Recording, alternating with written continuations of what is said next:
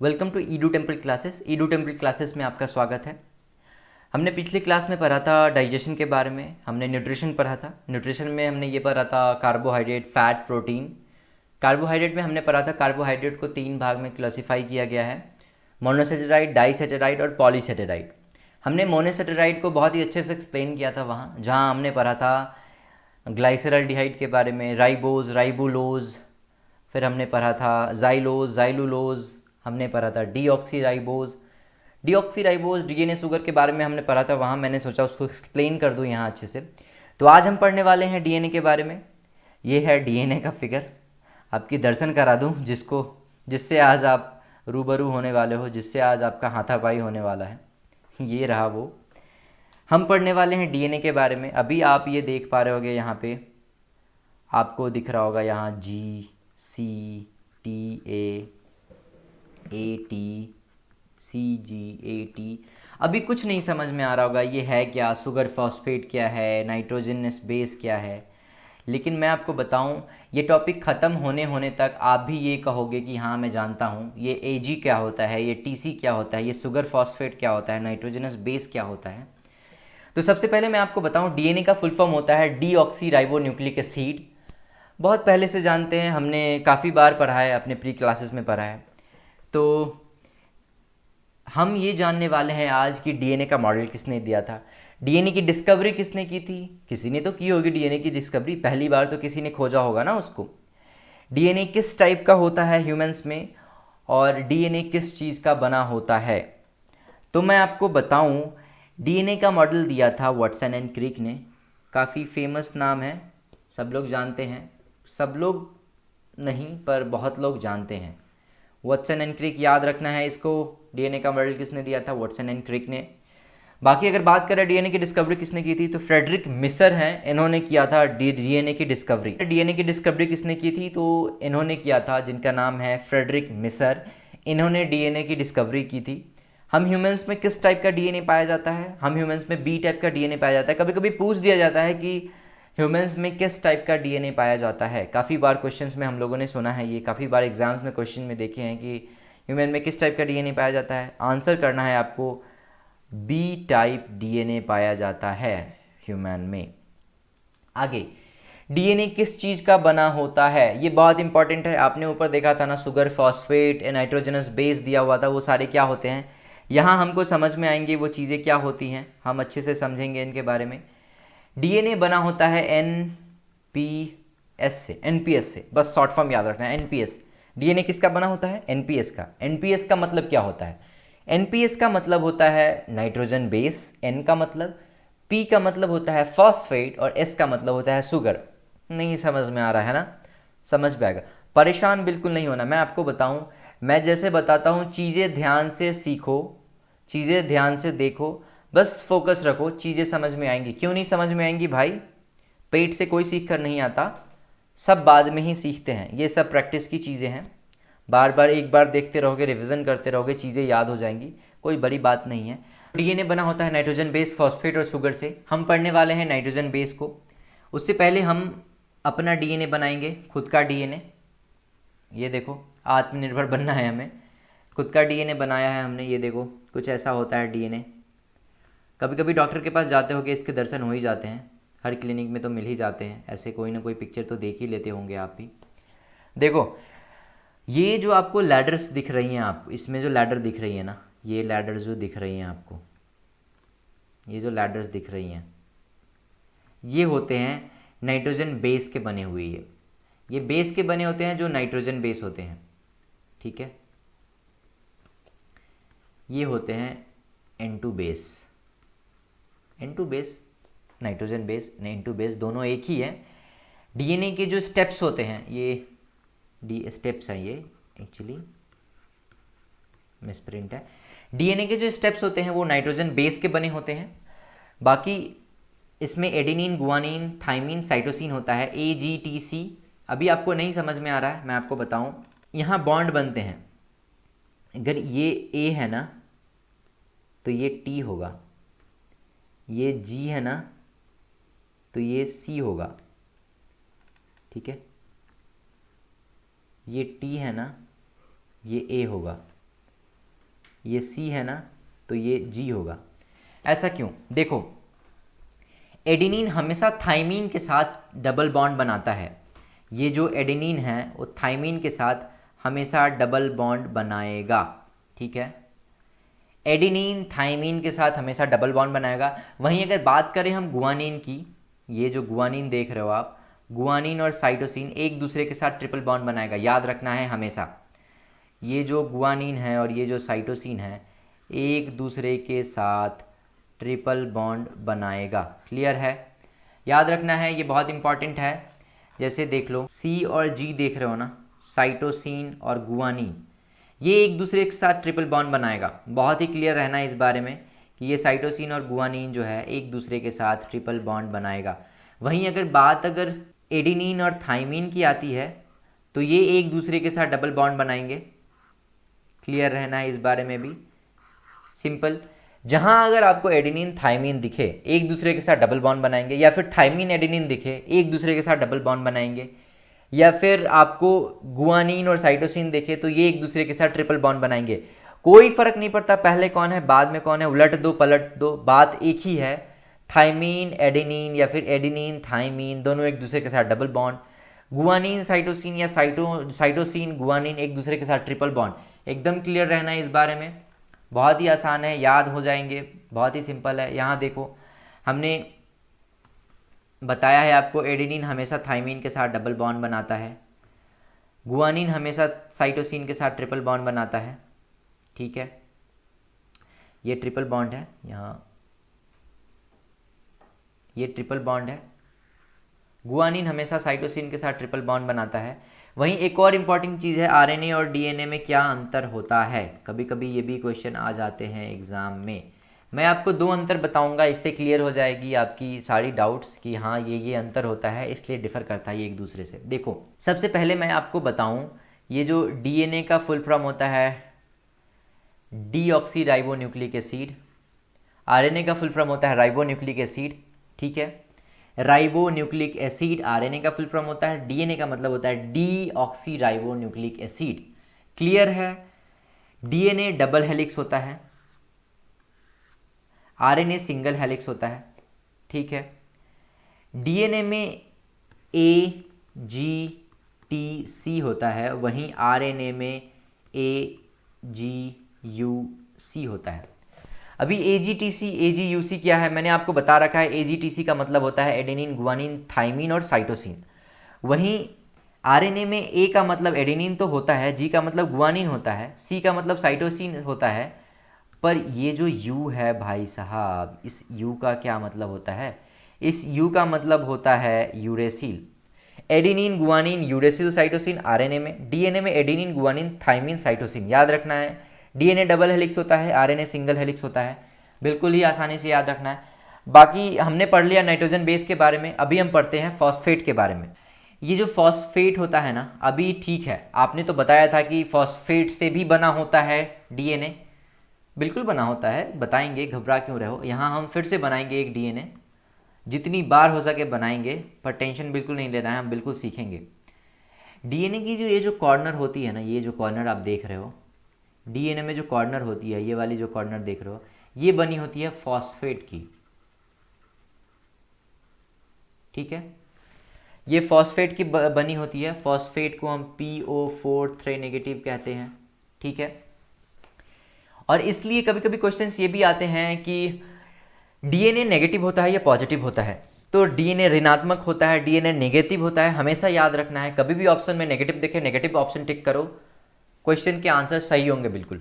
Phosphate कहाँ पाया जाता है? तो फॉस्फेट डीएनए का किनारा, डीएनए का जो किनारा होता है वो फॉस्फेट से बना होता है, ये याद रखना है। PO4 नेगेटिव फॉस्फेट को बोलते हैं हम, इसलिए फॉस्फेट से किनारा बना होता है और इसलिए डीएनए नेगेटिव होता है। हमने पढ़ लिया अभी नाइट्रोजन बेस, हमने पढ़ लिया है फॉस्फेट, अभी बच गया सुगर लास्ट। शुगर के बारे में मैं आपको बताऊं, मैंने जैसा कि आपको मोनोसेचराइड में बताया था, हमने मोनोसेचराइड, मैं आपको फिर से बता दूं एक बार, हमने पढ़ा था न्यूट्रिशन, बताया था आपको कार्बोहाइड्रेट के बारे में, प्रोटीन के बारे में, फैट के बारे में, जिसमें से हमने पढ़ा था मोनोसेचराइड, डाइसेचराइड और पॉलीसेचराइड। मोनोसेचराइड के काफ़ी सारे एग्जाम्पल्स पढ़े थे हमने, उसमें से एक डीऑक्सीराइबोज भी था। ये डीऑक्सीराइबोज डीएनए शुगर को बोला जाता है, डीएनए शुगर। इसका फॉर्मूला क्या होता है आपको याद होना चाहिए, मैंने आपको बार बार बताया है वहाँ, C5H10O4, ये होता है फॉर्मूला डीएनए शुगर का। ये यहाँ पे मिस टाइप हो गया है, ये 5 होगा, C5H10O4, ठीक है, बिल्कुल याद रखना है। और ये शुगर जो होता है ना, शुगर का क्या काम है भाई, शुगर से क्या ही बनेगा डीएनए में, आप ये सोच रहे होगे, बिल्कुल ऐसा नहीं सोचना है। आप ये जो देख पा रहे हो, ये जो रेलिंग्स है, ये जो रेलिंग्स देख रहे हो, ये सारी जो रेलिंग्स देख रहे हो आप, इसमें जो ये रेलिंग्स देख रहे हो, ये सारी बनी हुई है शुगर की। शुगर की भी बहुत इंपॉर्टेंस है, बिल्कुल अंडरस्टिमेट नहीं करना है। तो रेलिंग जो है, चार दीवारी जो डीएनए की, वो किससे बनी होती है, वो शुगर से बनी होती है।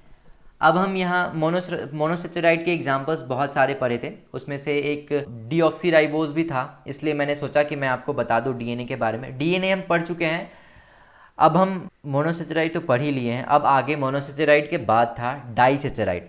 तो अब हम कुछ एग्जांपल्स पढ़ेंगे डाइसेचराइड के, जिसमें से ये देखो, होते तो बहुत सारे हैं लेकिन हम कुछ ही पढ़ेंगे।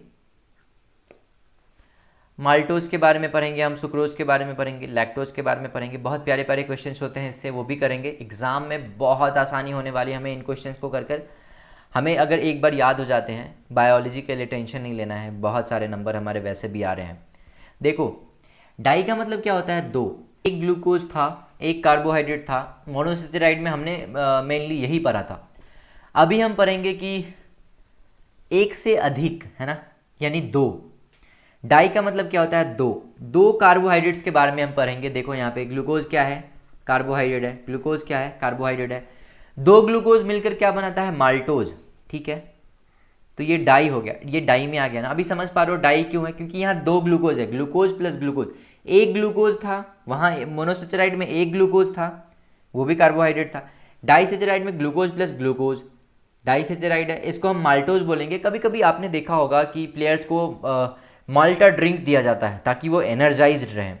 क्रिकेट में, हॉकी में काफ़ी बार देखा होगा कि प्लेयर को काफ़ी बार माल्टा ड्रिंक दिया जाता है, वो माल्टोज ही होता है बेसिकली। उसमें दो ग्लूकोज होते हैं, वो माल्टोज होते हैं। अभी हम पढ़ने वाले हैं सुक्रोज के बारे में। सुक्रोज, ग्लूकोज प्लस फ्रुक्टोज, ये दोनों एक साथ जब मिल जाते हैं तो वो सुक्रोज होते हैं। हमने वहाँ पढ़ा था ना, हमने अलग अलग पढ़ा था पहले, ग्लूकोज अलग, फ्रुक्टोज अलग। यहाँ हम साथ में पढ़ रहे हैं तो दोनों एक साथ कंबाइन हो गए, इसलिए ये सुक्रोज है। और आपको याद होगा शुगर केन में, गन्ने में कौन सी चीनी पाई जाती है, कौन सी शुगर पाई जाती है, ग्लूकोज फ्रुक्टोज दोनों। और इन दोनों को साथ में हम क्या कहते हैं, ग्लूकोज फ्रुक्टोज को साथ में हम क्या कहते हैं, सुक्रोज कहते हैं, सुक्रोज। याद रखना है, ये बहुत इंपॉर्टेंट हैं, हमारे एग्जाम में काफ़ी बार आ चुके हैं, आगे भी आते ही रहेंगे। सुक्रोज से बहुत ही प्यारे प्यारे क्वेश्चंस करेंगे आगे। पहले हम लैक्टोज को पढ़ लेते हैं। देखो, लैक्टोज किस किस से बना होता है, लैक्टोज बना होता है ग्लूकोज प्लस ग्लैक्टोज से। लैक्टोज बना होता है ग्लूकोज, ग्लूकोज प्लस ग्लैक्टोज से, बिल्कुल कंफ्यूज नहीं होना है। ग्लैक्टोज प्लस ग्लूकोज यानी लैक्टोज। कभी कभी बच्चे कंफ्यूज हो जाते हैं, बच्चे सोचते हैं ना ये lactose plus glucose is equal to galactose, ऐसा नहीं है, बिल्कुल नहीं है, वैसा नहीं होता है। ग्लैक्टोज ग्लूकोज दोनों एक साथ मिलेंगे, ये दोनों एक साथ मिलेंगे, फिर वो लैक्टोज होगा। और मिल्क शुगर किसे कहा जाता है, लैक्टोज को कहा जाता है। मिल्क शुगर किसे कहा जाता है, लैक्टोज। ये देखो, मिल्क शुगर, लैक्टोज, याद रखना है, बहुत इंपॉर्टेंट है ये सब। छोटे छोटे क्वेश्चन कभी कभी आ जाते हैं जो हम सॉल्व नहीं कर पाते। अच्छा, आप यहाँ देख पा रहे होगे, यहाँ ग्लूकोज है, फ्रुक्टोज है ना। मेनली फॉर्मूला हमें याद नहीं होते हैं, लेकिन बात अगर ग्लूकोज फ्रुक्टोज ग्लैक्टोज की हो ना, इन सब की फॉर्मूला एक ही होती है। और वो क्या होती है मैंने आपको पहले बता रखा है। ग्लूकोज का फॉर्मूला क्या होता है, C6H12O6, 612-6। फ्रुक्टोज का फॉर्मूला क्या होता है, C6H12O6, 612-6। याद है। ग्लैक्टोज का फॉर्मूला भी वही होता है, बिल्कुल परेशान नहीं होना है, C6H12O6, 612-6। ग्लूकोज हो, फ्रुक्टोज हो या ग्लैक्टोज हो, फॉर्मूला सेम होंगे, कंफ्यूज बिल्कुल नहीं होना है। बाकी माल्टोज, सुक्रोज, लैक्टोज हम पढ़ेंगे इनके बारे में। अभी सुक्रोज के बारे में मैं बता रहा था, सुक्रोज शुगर केन में पाया जाता है। बाकी फार्मूला की अगर बात करें सुक्रोज की ना, तो देखो मैं आपको एक्सप्लेन करता हूँ अच्छे से। इधर हम ग्लूकोज लेते हैं, इधर हम फ्रुक्टोज लेते हैं। ग्लूकोज का फार्मूला क्या था? C6H12O6। फ्रुक्टोज का भी फार्मूला था C6H12O6। ठीक है, अभी आप देखो दोनों साथ में है। यहाँ सुक्रोज तो कैसे बना? Glucose plus fructose is equal to sucrose, है ना। देखो दोनों कंबाइन होकर कितने होने चाहिए? 6 C6, तो यहाँ पे 6 + 6 हो जाएंगे। H12 + 12 O6 + 6 ऐसे होने चाहिए ना। 6 12 H24 O12 ऐसे होने चाहिए, पर ऐसे तो है नहीं। कहाँ गया भाई? देखो अब मैं आपको बताऊँ, यहाँ ना C12 H22 O11, साथ में ना नीचे देखो H2O, दो यहाँ पे H2 कम है ना। देखो यहाँ पे H2 कम है ना, फिर ये 24 हो जाएंगे। O11 तो हमारे हैं ही, तो एक O यहाँ पे दे दिए, 12 हो गए। H2O भी होता है, पर हम इसको याद नहीं रखेंगे। हम बस फॉर्मूला में क्या याद रखेंगे? सुक्रोज का C12H22 वो O11, बस ये याद रखेंगे, हो गया। फॉर्मूला क्या है सुक्रोज का? C12H22 O11, बस काफ़ी है इतना। सुक्रोज को ट्रांसपोर्ट शुगर भी बोला जाता है। ट्रांसपोर्ट शुगर कहने का क्या मतलब है? देखो मैं आपको एक चीज़ बताऊँ, बहुत ही इंपॉर्टेंट है। मैं इरेज कर लेता हूँ ये सब, ताकि थोड़े स्पेस हो जाए हमारे पास, मैं अच्छे से बता पाऊँगा फिर आपको। ये देखो, पहले हम बनाएंगे पेड़।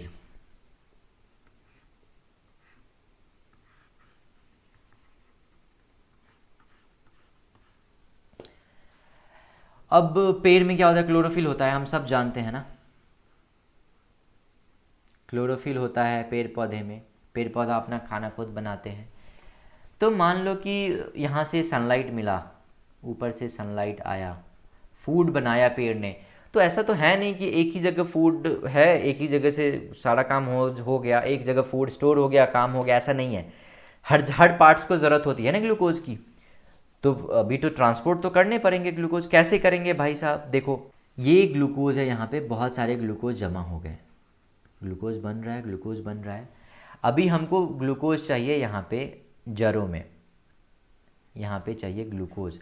कैसे मिलेंगे? जड़ में तो क्लोरोफिल होता नहीं है, जड़ तो पानी ले सकता है, बस ज़मीन से पानी खींच सकता है। अभी क्या होगा ना कि बहुत प्रॉब्लम हो जाएगी। जिंदा भी रहना है ऊपर वाले को, ऊपर वाले जितने भी पार्ट्स है उसको जिंदा रहना है। वो कैसे भी करके ना एक ग्लूकोज को मना लेंगे, भाई तू चला जा नीचे, तू नहीं जाएगा हम मर जाएंगे। ये ग्लूकोज जाने के लिए रेडी हो जाता है, लेकिन फिर डर जाता है कि भाई साहब मैं अकेले जाऊँगा, मुझे तो बीच में कोई ना कोई खा ही जाएगा, क्योंकि हर पार्ट्स को ज़रूरत है ग्लूकोज की। ऊपर से नीचे आएगा, कौन नहीं चाहता है मुझे चीज़ें ज़्यादा मिले? हर कोई चाहता है मुझे चीज़ें ज़्यादा मिले। तो बीच की जो पार्ट्स है, बीच में जो जो चीज़ें हैं, अगर मान लो यहाँ पे कोई बैठा हुआ है, वो तो ग्लूकोज को ऐसे ही यहाँ से दबोच लेगा ना, नीचे तक जाने ही नहीं देगा उसको। यहाँ वाला तो ऐसे खा लेगा, ग्रैब कर लेगा ग्लूकोज को, नीचे तक जाने देगा नहीं। अभी भाई साहब नीचे जड़ तक पहुँचना है, पहुँचे तो पहुँचे कैसे?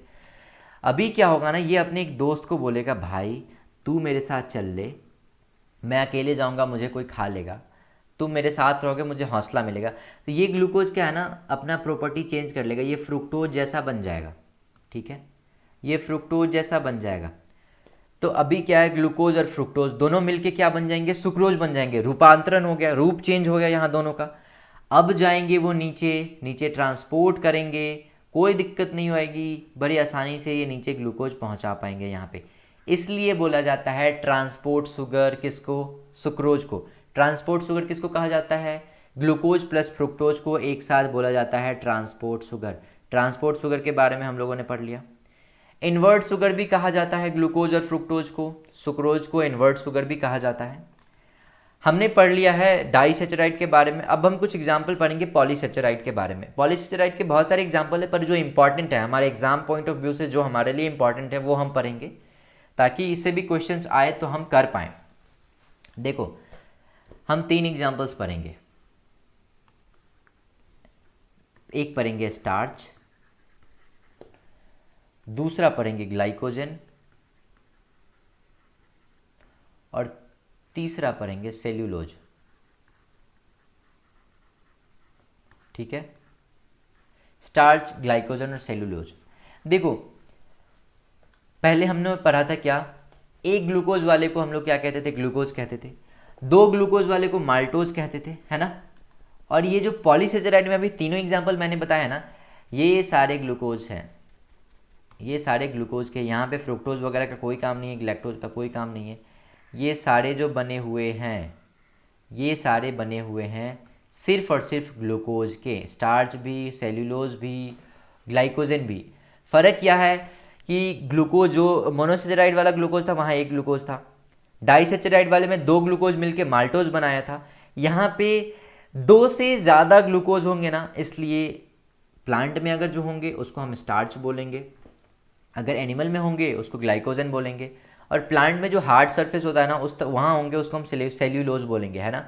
जैसे सेल मेम्ब्रेन होता है ह्यूमन में, वैसे प्लांट में सेल वॉल होता है, तो वो सेल्यूलोज बहुत सारे ग्लूकोज मिलकर ही बनाते हैं, वो कठोर संरचना बना देते हैं, वो ग्लूकोज के कारण ही होता है। देखो ये ऐसा बिल्कुल नहीं होता है कि पेड़ पौधा ये सोचते हैं अरे इंसान के लिए कुछ फ्रूट्स बना देते हैं, वो खा लेंगे, उन्हें अच्छा लगेगा खाकर, ऐसा बिल्कुल नहीं है। वो खाना तो अपने लिए बनाते हैं, पर जो बच जाता है ना उसे वो स्टोर करके रख लेते हैं स्टार्च के रूप में, ठीक है, उसे वो स्टार्च के रूप में स्टोर करके रख लेते हैं। वहीं अगर वो ह्यूमन में बच जाते हैं, हम ग्लाइकोजन के रूप में स्टोर करके रख लेते हैं, ग्लाइकोजन कहते हैं उसको, हम लोग लिवर में स्टोर करते हैं। और सेल वॉल, सेल्यूलोज, ये तो अब मैंने आपको बताया ही। हमने पढ़ लिया एग्जाम्पल, पॉलीसेचराइड के भी एग्जाम्पल पढ़ लिए, ये देखो वही बोला गया है। प्लांट स्टोरेज कहाँ होता है, स्टार्च में। ग्लाइकोजन में एनिमल स्टार्च किसको कहते हैं, ग्लाइकोजन को। Storage in animal, glycogen liver में होता है, ठीक है, लिवर में स्टोर करते हैं हम ग्लाइकोजन को, बहुत सारे ग्लूकोज को लिवर में स्टोर करते हैं। Bunch of glucose starch, bunch of glucose glycogen, bunch of glucose cellulose, ठीक है, मतलब बहुत सारे ग्लूकोज। अभी समझ में आ गए। हमने ये बताया था कि न्यूट्रिशन में हम लोग पढ़ने वाले थे कार्बोहाइड्रेट, फैट और प्रोटीन।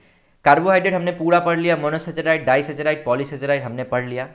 अब बारी है फैट की। फैट से अब होगी दो दो हाथ।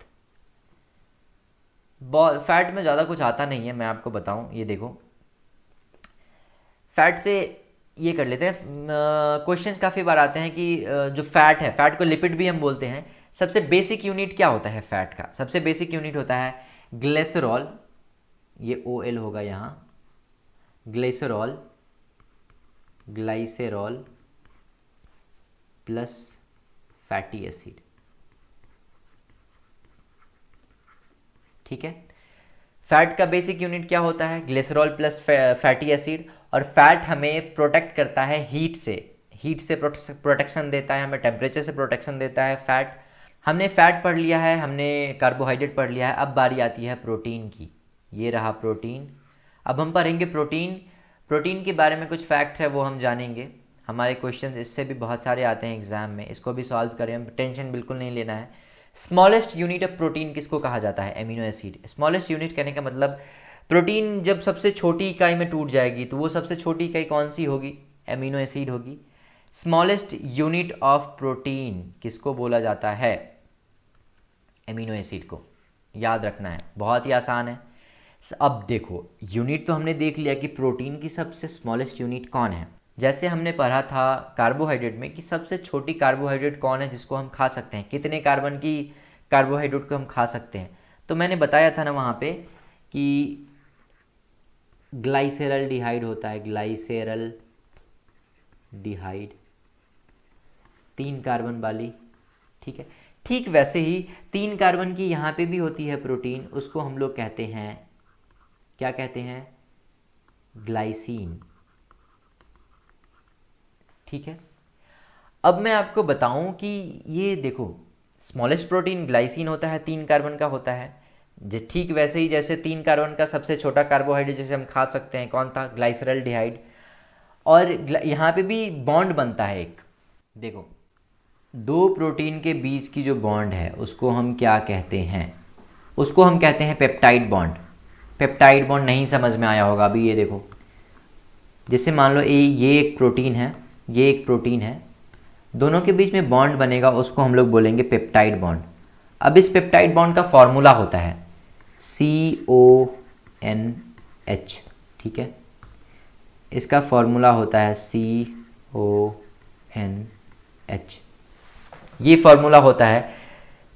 तो बात यह है कि दो प्रोटीन के बीच का जो बॉन्ड होता है उसको क्या कहते हैं, उसको हम कहते हैं पेप्टाइड बॉन्ड। पेप्टाइड बॉन्ड का फॉर्मूला CONH होता है, ये याद रखना है हमें। ग्लोबुलर प्रोटीन होता है, किसको कहते हैं, गोलाकार प्रोटीन किसको कहते हैं, हेमोग्लोबिन को कहते हैं। ये देखो, ग्लोबुलर प्रोटीन किसको कहते हैं, हेमोग्लोबिन को कहते हैं, याद रखना है। प्रोटीन कई टाइप्स के होते हैं, प्राइमरी होते हैं, सेकेंडरी होते हैं, टर्सरी होते हैं, क्वाटरनरी होते हैं। ज़्यादा इंपॉर्टेंट क्वाटरनरी हैं, काफ़ी बार एग्जाम में आए हैं, मैंने सोचा मैं आपको इसके बारे में बता दूं। क्वाटरनरी प्रोटीन किसको कहा जाता है, क्वाटरनरी प्रोटीन भी हेमोग्लोबिन को ही कहा जाता है। ये ठीक है, मैंने बता दिया, इतनी ज़रूरत थी नहीं इसकी। वैसे ग्लोबुलर प्रोटीन भी हेमोग्लोबिन को ही कहा जाता है। बाकी दो प्रोटीन के बीच का बॉन्ड है उसको हम लोग कहते हैं पेप्टाइड बॉन्ड। पेप्टाइड बॉन्ड का फॉर्मूला होता है CONH, याद रखना है आपको। हमने बताया आपको स्मॉलेस्ट यूनिट ऑफ प्रोटीन किसको कहते हैं, एमिनो एसिड को। स्मॉलेस्ट प्रोटीन किसको कहते हैं, ग्लाइसिन को कहते हैं। 3 कार्बन का होता है, ठीक है, ये रहा 3 कार्बन का होता है। बाकी मैं आपको बताऊं, जितने भी वर्ड आएंगे ना, यहाँ देखो मैं बताऊं, बायो में कुछ वर्ड्स आते हैं, ये देखो, ये इन देख पा रहे हो ना, ये इन, ग्लाइसिन में इन देख पा रहे हो ना, ग्लाइसिन में इन आ रहा है। देखो काइटीन, CHITINE, यहाँ पे भी इन आ रहा है ना, इन। जितने भी इनेंगे, काइटीन हो, ग्लाइसिन हो, हिस्टामिन हो, ये सारे प्रोटीन है। जितने भी वर्ड में इन आएंगे वो सारे क्या होंगे, प्रोटीन होंगे। ज़्यादातर यही होता है, बाकी कहीं कहीं डिफर करता है, पर ज़्यादातर यही होता है, याद रखना है। अगर याद नहीं भी है, IN आया, इन आया, तुक्का लगा दोगे तो चांसेस होंगे कि सही हो जाए आपके। काइटीन हो, ग्लाइसिन हो, हिस्टामिन हो, सारे प्रोटीन ही हैं। अब हम कुछ इंपॉर्टेंट प्रोटीन के बारे में पढ़ने वाले हैं। सम ऑफ इम्पॉर्टेंट प्रोटीन। देखो, न्यूरॉन में कौन सी प्रोटीन होती है, माइलिन शीथ। Myelin protein. देखो, बात न्यूरॉन की आई है तो मैं बताऊं आपको कि बायोलॉजी की एक और सीरीज चल रही है जिसमें हम लोग नर्वस सिस्टम पढ़ रहे हैं, हमने ब्रेन पढ़ा है। वहाँ आगे वाले जो क्लास होंगे उसमें हम लोग न्यूरॉन के बारे में जानेंगे। साथ साथ आप वो भी क्लास देखते रहें ताकि आपको और भी जो भी टॉपिक्स है उसके बारे में डाउट क्लियर हो सके। आप वहाँ पे पढ़ोगे कुछ चीज़ें, हो सकता है शायद इस सीरीज़ में आपको पढ़ने में आसानी होगी। कुछ चीज़ें हैं वो इंटर रिलेट करती है एक दूसरे से। तो बाकी चैनल को सब्सक्राइब करो, लाइक करो, दोस्तों के साथ शेयर करो। हमें भी मोटिवेशन मिलता रहेगा आपके लिए, ऐसी ही एजुकेशनल वीडियोस बनाते रहेंगे। बाकी अगर देखिए आगे तो इंसेक्ट में कौन सी प्रोटीन पाई जाती है, इंसेक्ट में पाई जाती है काइटीन प्रोटीन, यहाँ पे H है। इंसेक्ट में काइटीन प्रोटीन पाई जाती है। मैंने बताया था ना कि जितने भी इन आएंगे वो प्रोटीन ही होंगे। ये देखो, यहाँ पे देखो, इन आ रहे हैं ना, प्रोटीन है ना, इसलिए बोला था मैंने। डीएनए प्रोटीन किसको कहा जाता है, डीएनए प्रोटीन हिस्टोन को कहा जाता है। डीएनए शुगर किसको कहा जाता है, डीएनए शुगर बोला जाता है डीऑक्सीराइबोज को।